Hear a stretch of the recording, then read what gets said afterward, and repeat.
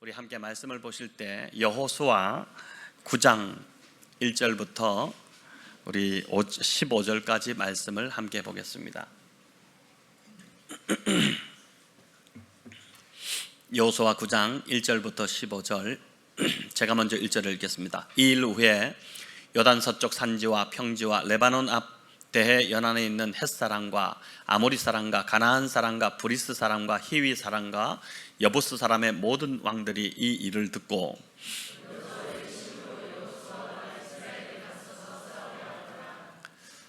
기브온 주민들이 여호수아가 여리고와 아이에 행한 일을 듣고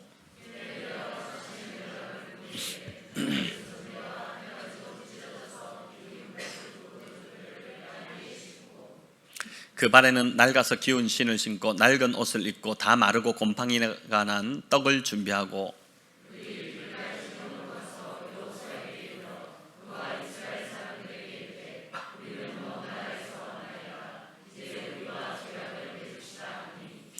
이스라엘 사람들이 히위 사람들에게 이르되 너희가 우리 가운데에 거주하는 듯하니 우리가 어떻게 너희와 죄악을 맺을 수 있으랴 하나.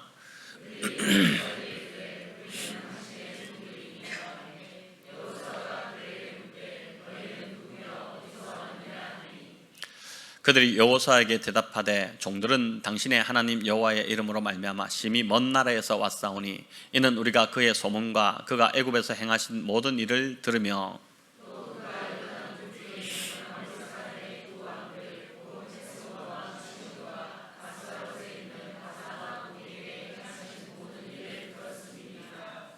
그러므로 우리 장로들과 우리 나라의 모든 주민이 우리에게 말하여 이르되 너희는 여행할 양식을 손에 가지고 가서 그들을 만나서 그들에게 이르기를 우리는 당신들의 종들이니 이제 우리와 죄악을 맺읍시다 하라 하였나이다.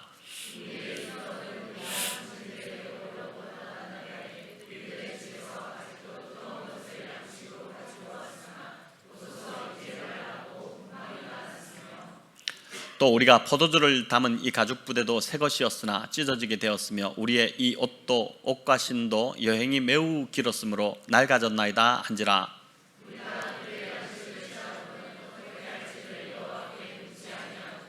함께 읽겠습니다.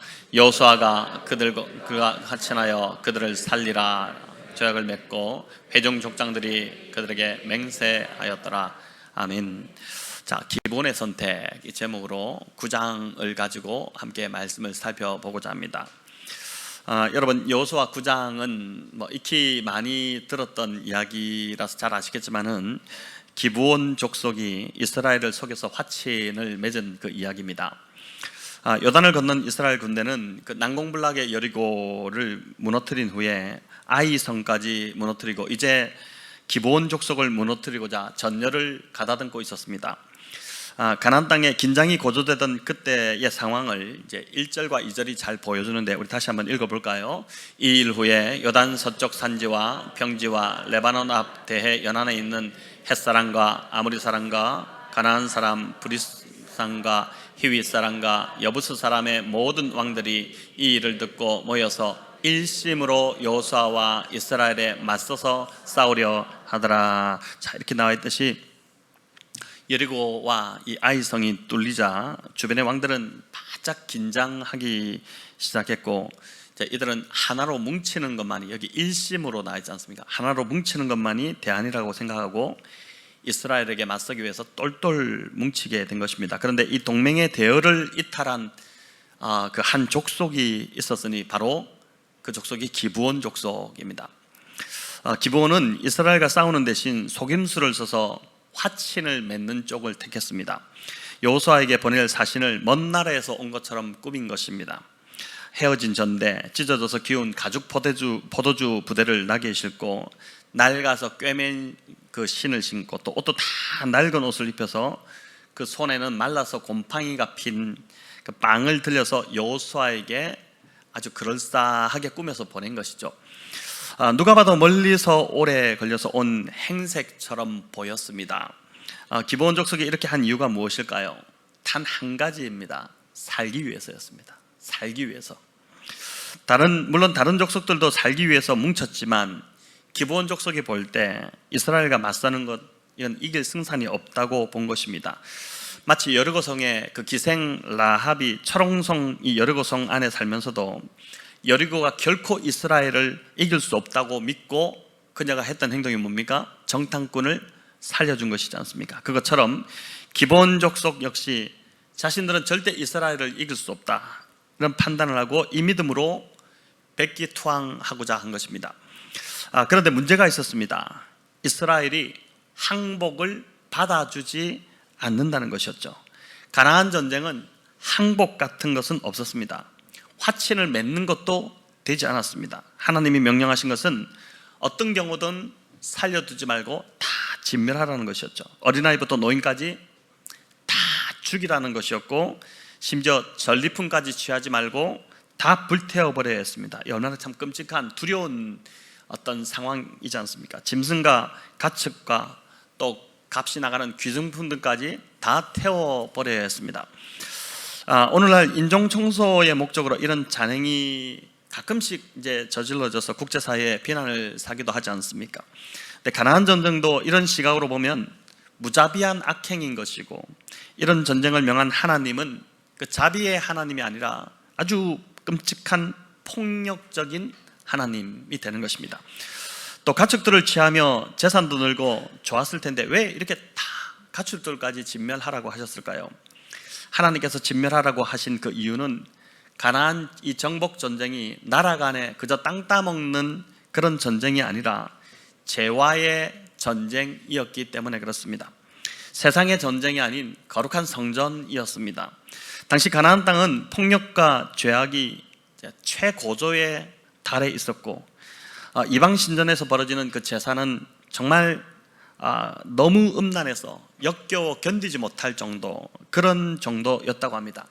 그들을 키운 가축들도 다 제사에 드릴 제물, 그 용도로 키운 것이기 때문에, 그러니까 목적, 의도 자체가 처음부터 동기 자체가 잘못된 것이기 때문에 하나님께서 그 모든 것까지 다 죽이라고 그렇게 하신 것이죠.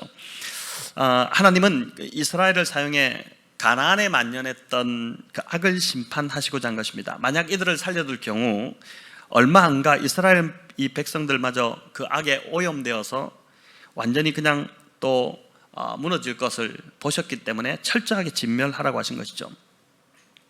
그러니까 하나님께서 인종을 청소하라고 하신 것이 아니라, 인종을 청소하시기 위해서 이렇게 하신 것이 아니라 죄와 악을 이제 청소하셔서 가나안 땅을 완전히 정결하게 하기 위한 그러한 전쟁이 바로 이제 이 전쟁이었습니다. 그래서 하나님은 이미 가나안에 들어가기 전부터 이스라엘 백성들에게 계속해서 강조를 합니다. 가나안에 들어가게 되면 절대 그들과 언약을 맺지 말라, 이 이야기를 하셨는데, 신명기 7장 2절부터 4절에 이 명령이 나옵니다. 세 번역으로 우리 한번 읽어보겠습니다. 주 당신들의 하나님은 그들을 당신들의 손에 넘겨주셔서 당신들이 그들을 치게 하실 것이니 그때에 당신들은 그들을 전멸시켜야 합니다. 그들과 어떤 언약도 세우지 말고 그들을 불쌍히 여기지도 마십시오. 그들과 혼인관계를 맺어서도 안 됩니다. 당신들 딸을 그들의 아들과 결혼시키지 말고 당신들 아들을 그들의 딸과 결혼시키지도 마십시오.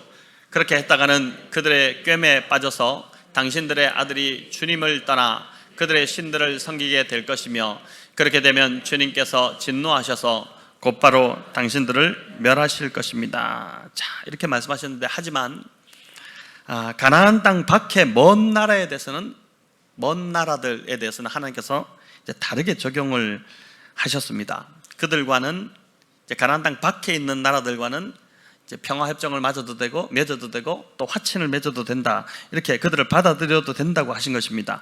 신명기 20장에 이 내용이 나오는데,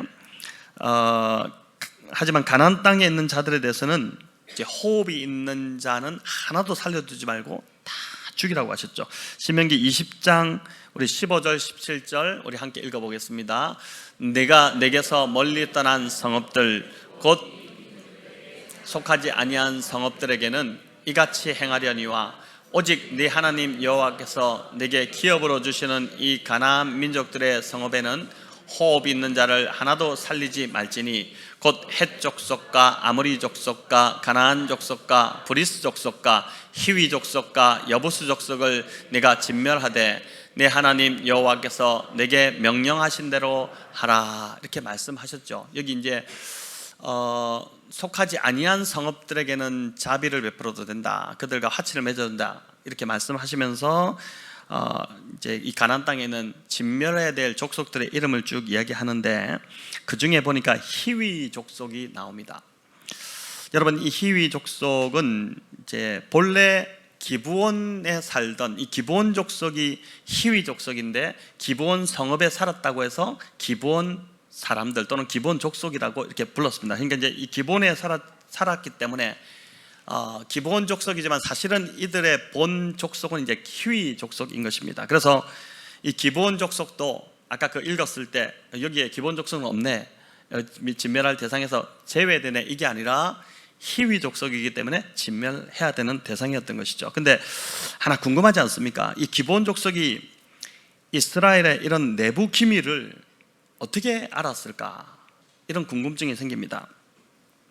이들이 이제 신명기 20장에 이 명령을 알아냈다는 그 증거로 볼 수 있는데, 신명기 20장에 이제 기록된 이 가나안 땅 밖에 나라와는 화친을 맺어도 된다는 이 조항을 그들이 알아냈기 때문에 멀리서 온, 가나안 땅 밖에서 온 어떤 사람들인 것처럼 사신을 꾸며서 보낸 것입니다.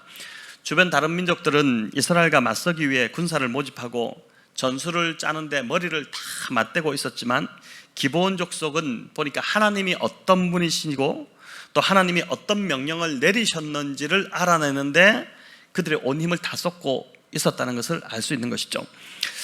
기브온 족속이 한낱 타락한 이방인에 불과했지만 보니까 결정적 순간에 그들은 살 길을 붙잡았던 것입니다. 하나님이 어떤 분이시고 또 그분이 어떤 말씀을 하셨는지 귀 기울여서 그대로 행했는데 그게 진짜 살 길이었던 것이죠. 그러니까 다른 모든 가나안 땅의 족속들은 전쟁을 위해서 준비를 했는데 그게 살 길이라고 믿었는데 이 기브온 족속만큼은 그건 살 길이 아니다. 하나님이 어떤 분이신지 알고 하나님이 어떤 명령을 내리셨는지를 알아서 그 말씀대로 행하는 것만이 우리가 살 길이다. 그렇게 이제 했다는 것이 정말 이 기브온 족속이 기특하다는 생각이 드는 것입니다. 자, 이런 죽을 수밖에 없는 죄로 가득한 이방 족속도 하나님의 말씀을 믿고 하나님을 찾을 때 살 길이 열렸다면, 하물며 오늘 저와 여러분의 살 길도 하나님을 찾는 것, 또 하나님의 말씀에 귀 기울여서 그 말씀대로 행하는 것에 있다는 것을 믿으시기를 바랍니다. 시편 2편은 여호와께 피하는 모든 사람은 다 복이 있도다. 참 놀라운 약속을 해주시는데, 이처럼 이 기브온 족속이 동맹국의 힘을 믿지 않고 여호와께 피하기로 결정함으로 복을 받은 민족이 되었습니다. 분명 그들은 하나님의 진멸 목록에 있는 죽을 운명에 처한 민족이었죠. 그럼에도 하나님께 피하니까, 그들이 그런 운명에 처한 자들이라도 하나님께 피하니까 살 길이 열린 것입니다. 22절에는 여호수아가 이 기브온 족속들을 불러놓고 왜 심히 먼 곳에서 온 것처럼 우리를 속였느냐, 그렇게 이제 묻는데 그 대답이 24절에 나옵니다. 우리 세 번역인데 같이 한번 읽어보겠습니다. 그들이 여호수아에게 대답하였다. 우리가 그렇게 속일 수밖에 없었던 까닭은 주 하나님이 그의 종 모세에게 명하신 것이 참으로 사실임을 우리가 알았기 때문입니다. 하나님이 이 땅을 다 이스라엘 사람에게 주라고 명하셨고 이스라엘 사람이 보는 앞에서 이 땅에 사는 모든 사람들을 다 죽이라고 명하셨다는 것을 우리가 들어서 알았습니다. 우리가 속임수를 쓸 수밖에 없었던 것은 우리가 이스라엘 사람 때문에 목숨을 잃을까 두려워하였기 때문입니다. 자, 이 기브온 사람들의 이 말을 들어보면 기생 라합과 여리고성의 기생 라합과 너무 닮아 있지 않습니까? 기생 라합도 하나님에 대한 소식을 들어서 알았고 믿게 됐다, 그렇게 했죠. 똑같지 않습니까? 이들도 소식을 들어서 알았고 소식을 들어서 아는 것에 그치지 않고 이걸 이제 믿음으로, 믿음은 들으면서 난다고 하는데 이들 안에 믿음이 생겨서 다른 족속들은 다 똑같이 다 들었지만은 이스라엘 백성들이 지금 여리고 이 요단강을 건너서 여리고성과 이 아이성을 무너뜨리고 하는 이 모든 것들을 똑같이 들었지만은 그들은 듣고 다 그냥 귀를 닫고 외면해 버렸는데 이들은 하나님의 소식을 듣고 반응하고 붙들었다는 것입니다. 오늘도 마찬가지죠. 여러분, 복음을 전해보면 많은 사람들이 복음을 듣지만 그 복음에 반응하는 사람들은 정말 소수입니다. 근데 결국 누가 예배로 나오고 교회로 나오고 믿음이 자라고 하나님을 믿게 되느냐? 그 소식을 듣고 반응한 사람들이 결국은 믿음이 자라게 되고 구원을 얻게 되는 것이죠. 이 지금 히위 족속의 이 지금 기브온 사람들이 반응을 했다는 것이 참 너무 놀라운 것입니다. 그래서 더 나아가 이들이 하나님이 뭐라고 말씀하셨는지를 더 알아보고 더 듣고자 했고, 그 말씀이 진짜 참이다 이렇게 믿기 시작한 것입니다. 이 본문은 주로 이제 우리가 또 이렇게 이야기합니다. 여호수아가 하나님께 묻지 않고 또 성급히 화친을 맺은 것 때문에 그가 이런 참 어려움을 당했다, 이렇게 초점을 맞춥니다. 우리 14절과 15절 같이 한번 읽어보겠습니다. 무리가 그들 기브온 족속의 양식을 취하고는 어떻게 할지를 여호와께 묻지 아니하고 여호수아가 그들과 합친하여 그들을 살리리라는 조약을 맺고 회중 족장들이 그들에게 맹세하였더라. 자, 이렇게 나오는데 이 구절을 근거로 우리도 하나님께 늘 묻는 신앙을 해야 된다. 여호수아가 묻지 않아서 어려움을 당하지 않았냐, 그래서 우리도 늘 물어야 된다 이렇게 강조하기도 하고, 또 하나님께 묻지 않고 일을 행하면 그게 늘 올무가 될 수 있다 이렇게 이제 말하기도 합니다. 하나님께 먼저 묻는 것 당연합니다.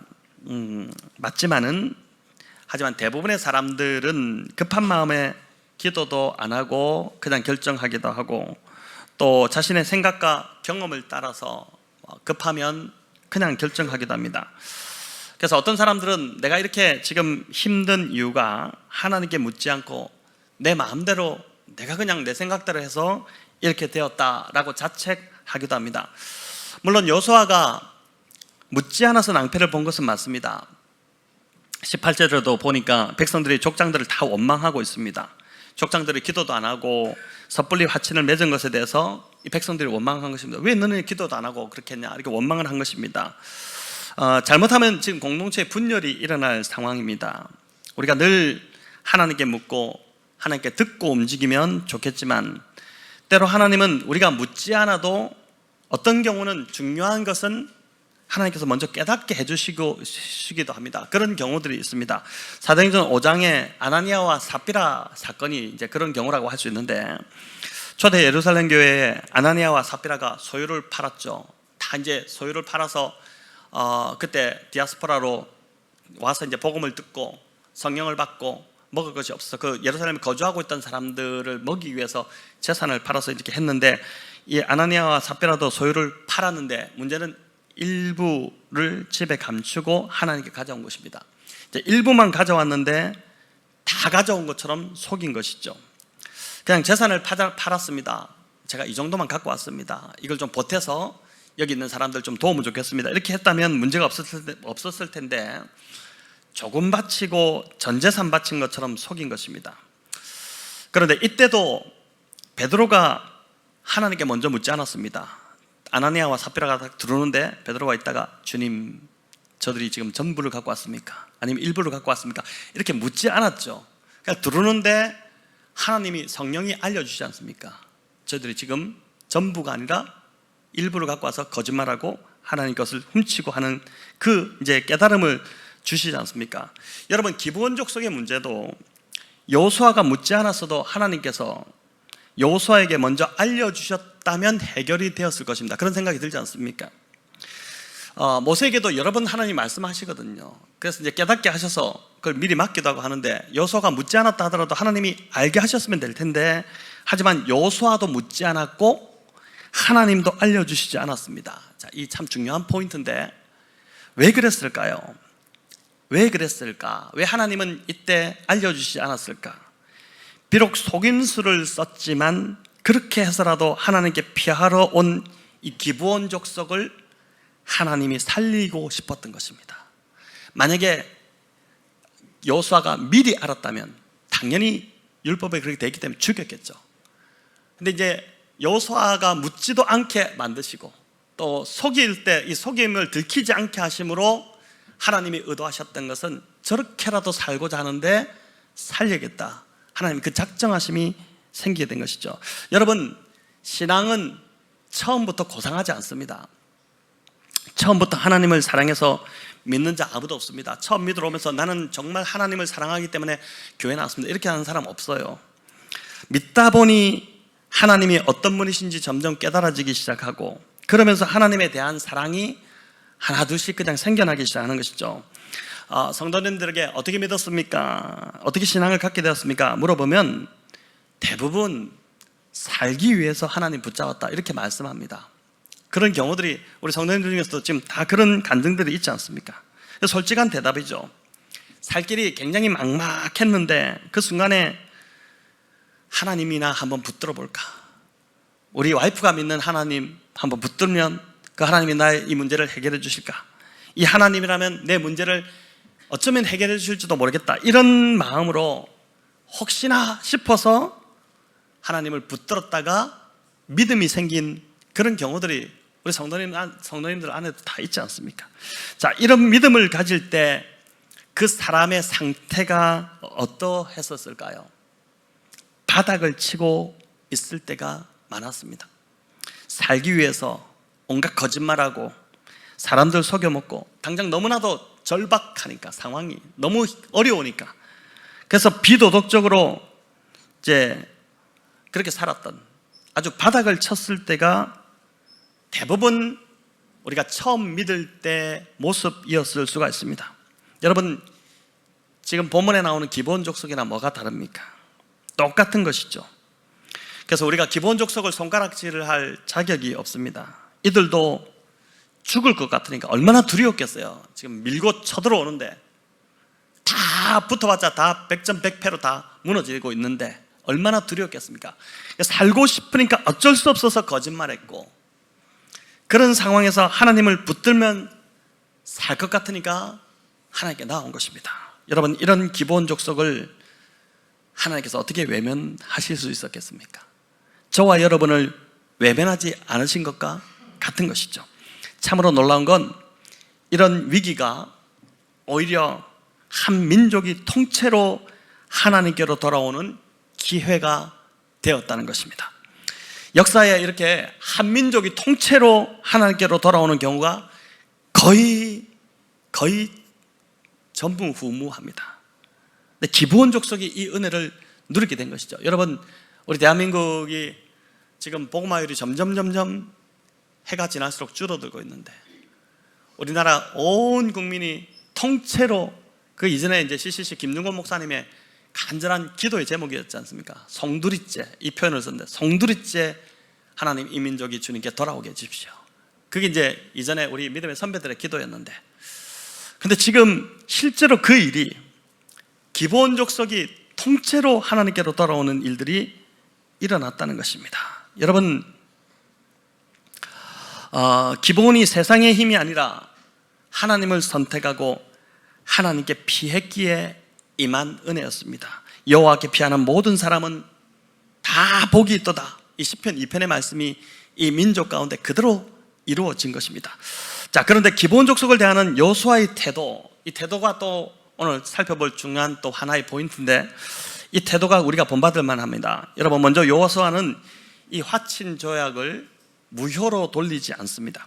16절에 보면 조약을 맺고 사흘이 지나서 속은 사실을 알게 되었습니다. 기본 족속이 멀리서 온 것이 아니라, 바로 그 옆에 있는 그 희위 족속이라는 것을 알게 된 것이죠. 거짓말이지 않습니까?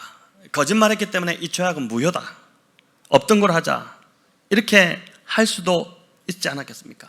또 무엇보다 지금 백성들의 원망의 소리가 점점 커지고 있습니다.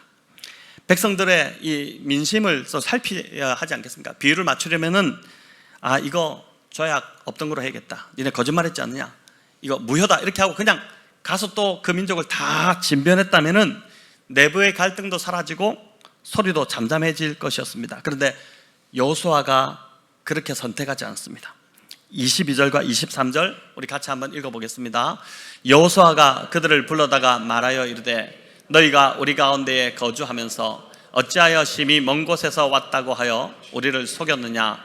그러므로 너희가 저주를 받나니 너희가 대를 이어 종이 되어 다 내 하나님의 집을 위하여 나무를 패며 물을 깃는 자가 되리라 하니. 자, 여호수아가 죽이지 않고 이들을 받아주되 하나님의 집에 종으로 삼기로 한 것입니다.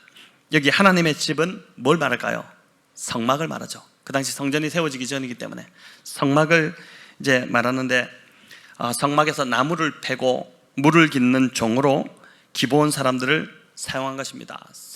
이 성막에서는 늘 제사가 있었기 때문에 짐승의 제물을 태울 번제에 사용되는 불이 필요했기 때문에 장작이 늘 쌓여 있어야 됐고, 또 짐승을 잡은 그 피를 닦아내야 될 물이 필요했기 때문에 물이 필수였지 않습니까? 그 일을 기브온 사람들에게 시킨 것입니다. 자, 그런데 이게 여호수아 개인의 생각이었을까요? 여호수아가 보니까 백성들도 그렇고 이들을 어떻게 할까 이렇게 하다가 이 일을 시켜야겠다, 이 일을 시키면 딱 좋겠다 이렇게 생각한 것이 아니라 하나님 말씀, 그 율법에 있는 대로 여호수아가 행하게 됩니다. 신명기 20장 11절에 보면 화친을 맺는 민족에 대해서 어떻게 하라냐면 조공을 바치고 그들을 종으로 섬기게 하라, 이런 말씀이 나옵니다. 우리 같이 한번 읽어볼까요?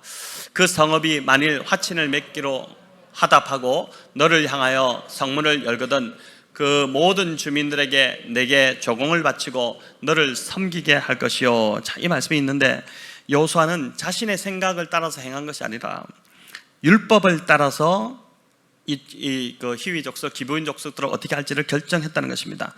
사실 여러분, 이 히위 족속은, 이 기브온 사람들은 종으로 쓰기에는 너무 아까운 사람들이었습니다. 그들은 전쟁에 능한, 대단히 전쟁을 잘하는 뛰어난 전사들이었기 때문입니다.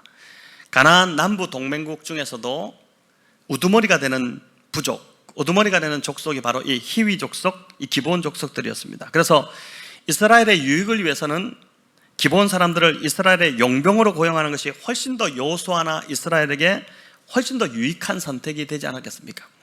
하지만 여호수아는 실익을 따지지 않고 신명기 말씀대로 화친을 맺은 이 기브온 족속을 종으로 쓰기로 결정합니다. 그런 이득을 따졌다면 종이 아니라 용사로 썼으면 좋겠죠. 근데 종 그대로 말씀에 있는 것을, 율법을 따라서 종으로 쓰기로 결정합니다. 그것도 성막에서 장작 패고 물 깃는 종이 되게 한 것입니다. 여호수아는 지금까지의 전쟁을 통해서 분명히 확신이 들은 것이죠. 가나안 정복 전쟁은 전투력이나 군사력으로 하는 전쟁이 아니라 하나님이 친히 싸우시는 거룩한 성전이다, 이걸 알았기 때문에 기브온의 힘을 빌릴 필요도 없었고 빌리지 않아도 되었던 것입니다. 여러분, 교회가 내리는 결정도 이런 원리를 따라가야 한다고 믿습니다. 당장 돈이 되고 이득이 되는 쪽을 따라서 결정하는 것이 아니라 하나님 말씀을 따라서 결정해야 됩니다. 하나님 뜻이 무엇인지를 함께 구해서 그 뜻을 따라서 결정해야 됩니다. 여러분, 그래서 교회의 결정이 종종 세상에 볼 때는 이해가 안 될 때가 참 많습니다. 왜 저런 어리석은 결정을 하지? 왜 저렇게 비합리적으로 결정하지? 그렇게 할 때가 많다는 것입니다. 그래도 눈앞의 이득보다 말씀을 따르는 결정, 하나님의 뜻을 먼저 구하고 그 뜻을 따라서 행하는 결정, 그 결정을 하나님이 기뻐하신다는 것이죠. 여러분, 비단 교회만 아니라 예수를 구주로 고백하고 살아가는 우리 모두가 이런 결정을 해야 된다는 것입니다.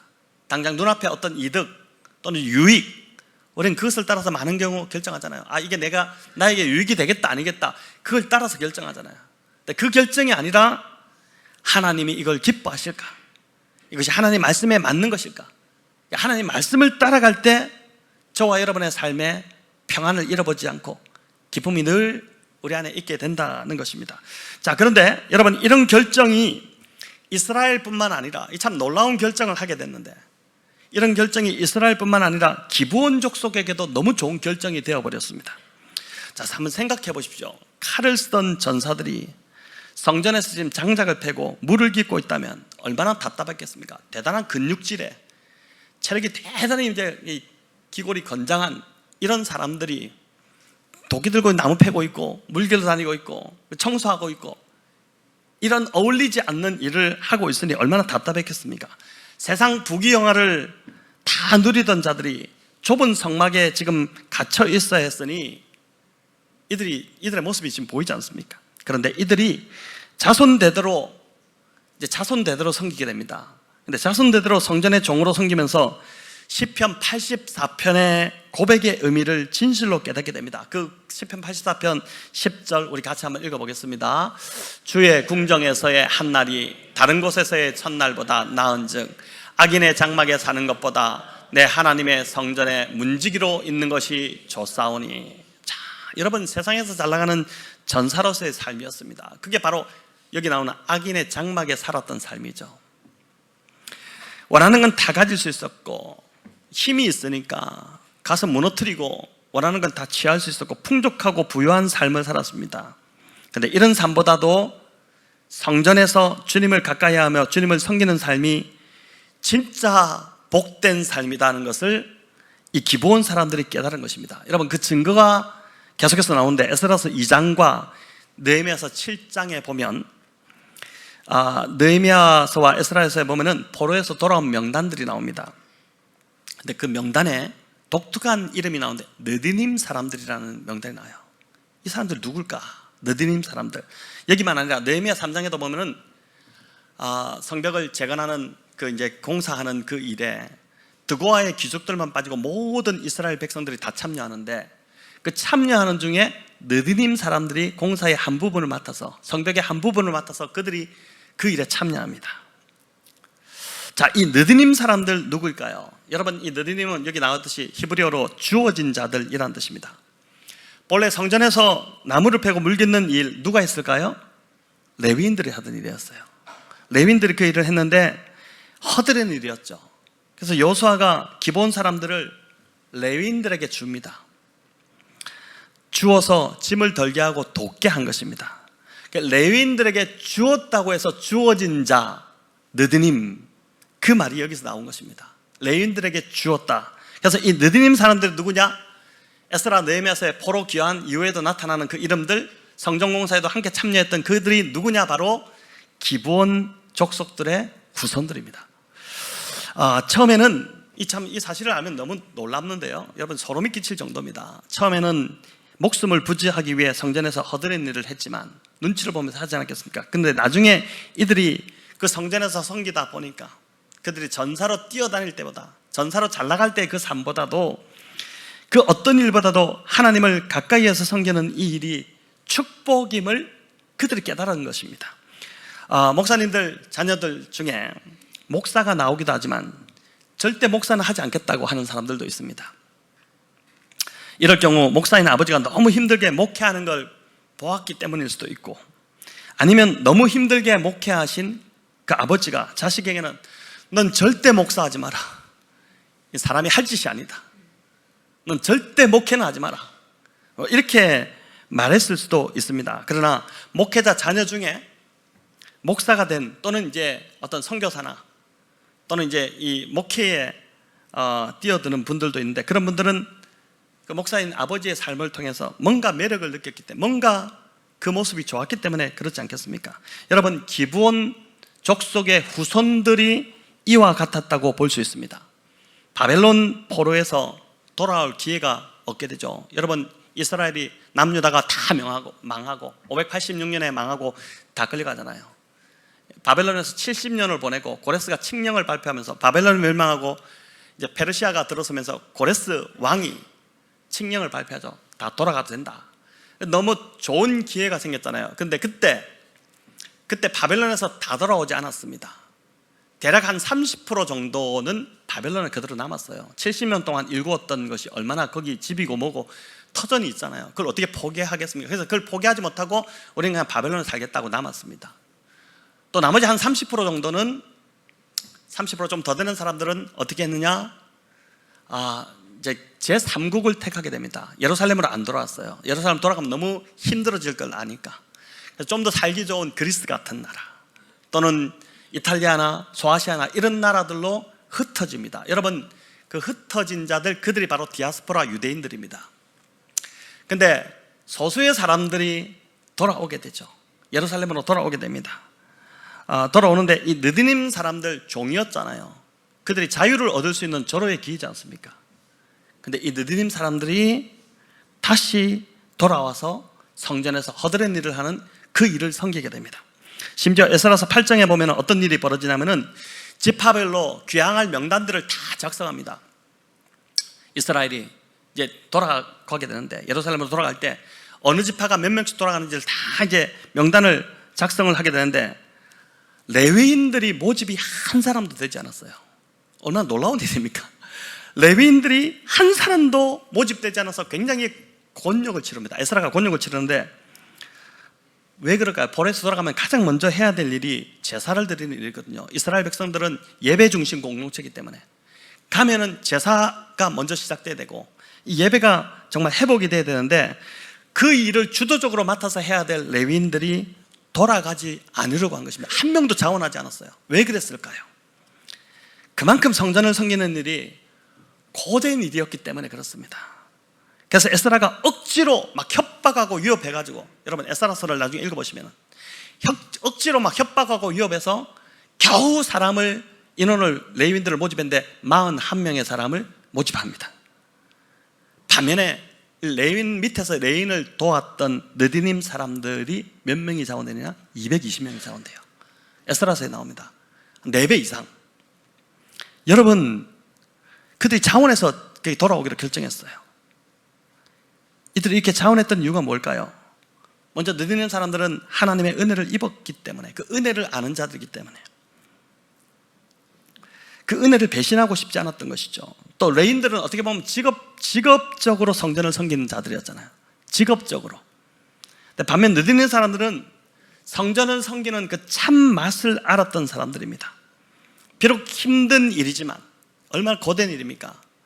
누가 외부에서 볼 때는, 다른 사람들 볼 때는 진짜 볼품없는 일, 가치 없는 일처럼 보이지만, 다시 고향으로 돌아가더라도 나는 이 일을 하고 싶다, 그런 마음으로 220명이나 되는 대단히 많은 사람들이, 느디님 사람들이 자원을 한 것입니다.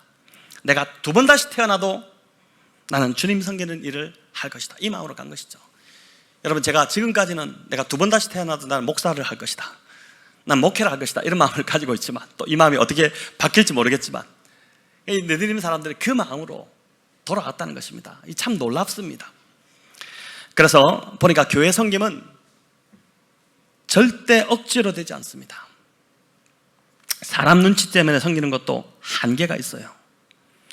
기본의 이 후예들인 느디님 사람들처럼 은혜를 입어야 합니다. 은혜로 채워지면 섬기고 싶어집니다. 이렇게 은혜를 입고 예배의 기쁨, 말씀의 기쁨, 하나님의 임재의 맛을 본 사람들은 정말 다릅니다. 계속 이야기하는데, 목사님 말하는 저 임재의 맛은 뭘까? 전 도대체 뭘까? 이렇게 여러분 생각하고 있다면 정말 그 맛을 보셔야 돼요.